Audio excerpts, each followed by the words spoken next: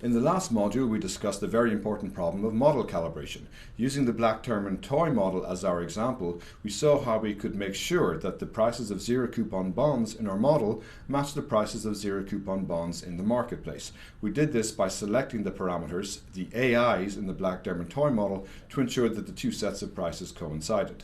In this module, we're going to extend this example a little bit further. We're going to use our calibrated model to price pair swaptions. We're then going to change one of our fixed parameters in the model, recalibrate and price the same pair swaptions again and see what happens to the prices. This has important implications for the whole process of model calibration.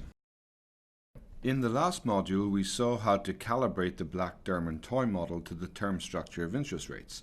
We're now going to actually use a calibrated Black-Derman toy model to price a swaption.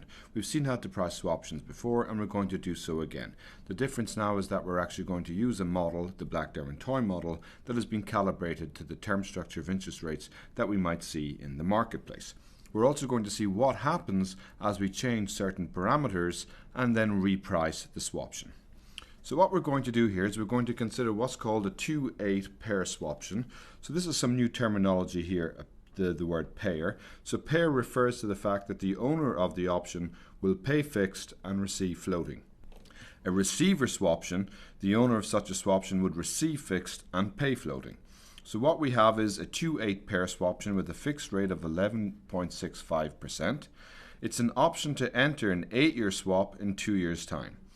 The underlying swap payments are settled in arrears, so the payments would take place in years 3 through 10. Each payment would be based on the prevailing short rate of the previous year. So we therefore need a 10-period lattice with one period corresponding to 1 year. Of course, in practice you would have a much larger lattice with many periods corresponding to 1 year. But for our purposes we will keep it simple with just a 10-period lattice and one period corresponding to 1 year. We're going to assume initially that BI is a constant for all I and it's equal to B, which is equal to 0.005. If you recall, in the Black-Derman toy model, in the BDT model, we assume that Rij, the short rate at time I state j, is equal to AI times E to the BI times j. So we're going to assume here that the BIs are a constant for all I and that it's equal to 0.005. Later on actually we'll change BI and see what that does to the swaption price. So our calibration parameters are actually going to be the AIs. We're going to choose the AIs so that the term structure in our Black-Derman toy model matches the term structure in the marketplace. And we actually saw in the last module how to do this. We did it using the solver in Excel. That was our lazy, easy way to do it. We could also have done it by using the forward equations as I also described in the last module. So, returning to the swaption, we're going to assume a notional principal of $1 or maybe $1 million. Let S2 denote the value of the swap at time t equals 2. We know how to compute S2 in any binomial lattice. We just discount the cash flows back from t equals 10 to t equals 2 using risk-neutral pricing. We also recall that it's easier to record the time t cash flows at their predecessor nodes and then discount them appropriately. So this is why there will be no payments recorded at t equal to 10 in the swaption lattice that we'll see in the Excel spreadsheet in a few minutes' time. Once we get back to time t equals 2, we have the value of the underlying swap, so therefore the value of the swaption will be the maximum of 0 and S2. And then once we have this at time t equals 2, we just work backwards in the lattice using risk-neutral pricing in the usual way to get the value of the swaption at time t equal to 0. When we calibrate to the zero coupon bonds in the marketplace, we find a swaption price of $13,339 when B equals 0.005. So in fact, in this case, I'm actually assuming a notional of $1 million. So I should have had 1 million here. When we change B, so here B was 0.005. Now if we double the value of B to 0.01, we actually find a different swaption price. We obtain a swaption price of $19,497, which is actually approximately 50% higher than our original value of 13,339. Now, when we actually change B, by the way, to 0.01, we must remember to recalibrate our model. We have to recalibrate, i.e. recompute the A values so that the term structure of interest rates in the BDT model matches the term structure of interest rates in the market. So we see a significant difference in swaption prices. Even though both models, i.e. the model with B equals 0.005 and the model with B equals 0.01 were calibrated to the same zero coupon bond prices or the same term structure of interest rates, we see very different swaption prices, $13,000 versus $19,000. So this is not surprising. Swaption prices clearly depend on market volatility. The more volatile your market is or your model is, the more valuable swaption prices will be. And if you want to get some intuition for this, you can think of the following. The payoff of the swaption at maturity, as we said, is the maximum of 0 and S2.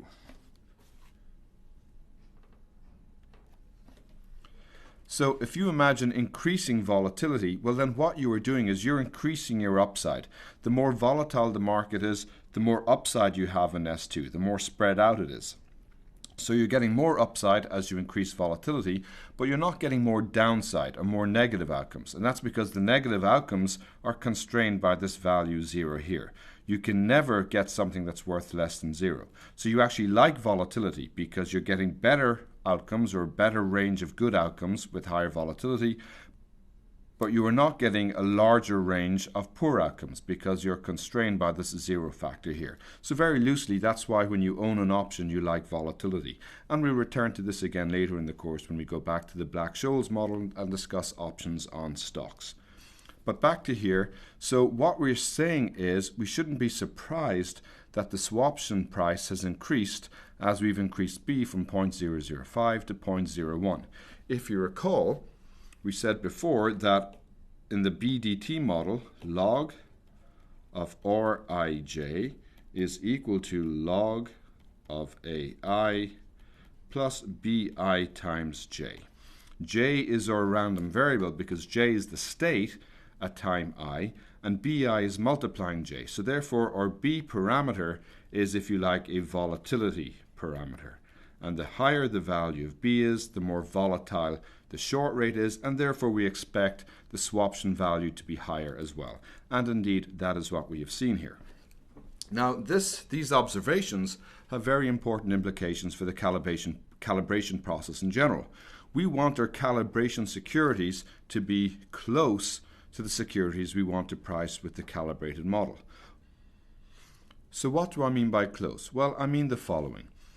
Because the value of a swaption depends on volatility, I would like the securities that I'm using to calibrate my model, I would like their prices to also depend on volatility.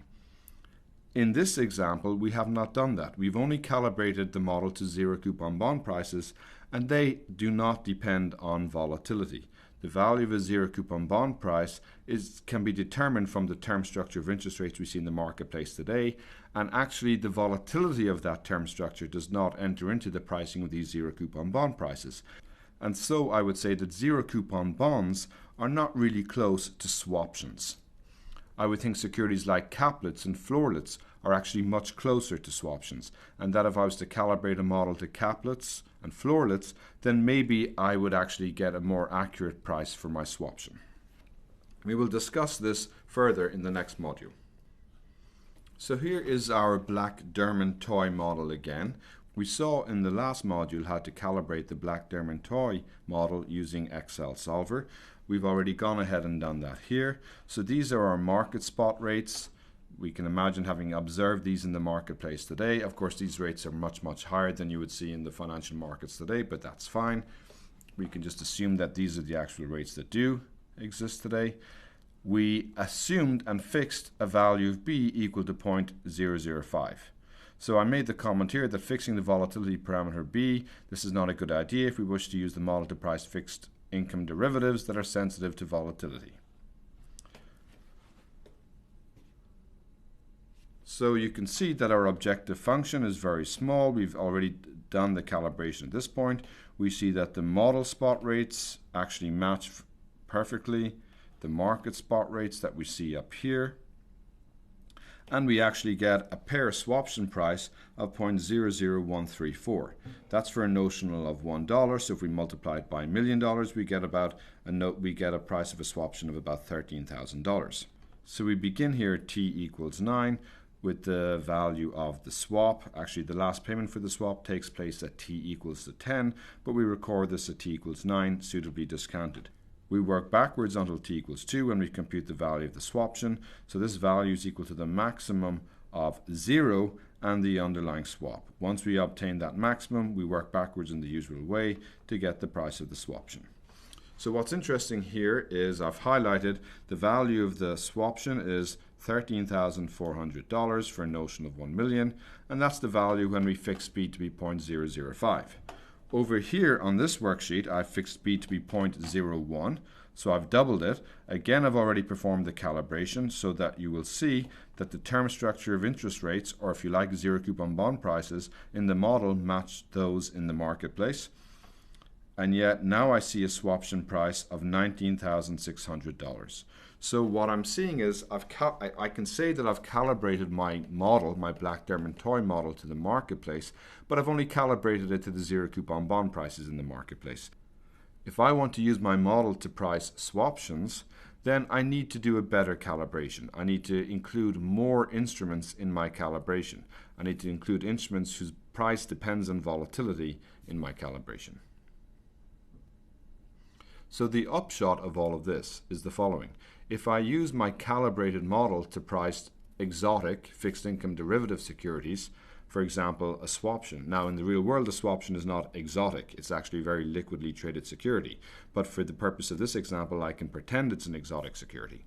So if I use my model to price an exotic security like a swaption, I need to be aware of the fact that the price I get very much depends on what securities I used to calibrate the model in the first place. I used zero coupon bond prices and I fixed certain parameters, i.e. B. If I actually used a different set of securities, maybe cap-lit prices or floor-lit prices to calibrate the model, then presumably I would get a different set of calibrated parameters and therefore get a different swaption price. Users of these models therefore need to be very careful about how they were built and how they were calibrated.